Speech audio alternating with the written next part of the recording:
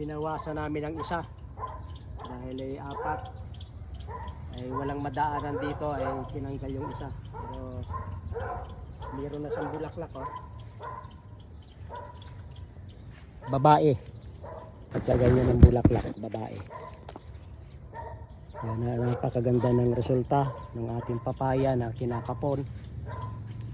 Kung ang inyong business ay dahon, ay di pagkakapunin ninyo para dumami yung dahon, dumami kasi yung sanga. Ay, ito yung update nung ano, malaki na, oh.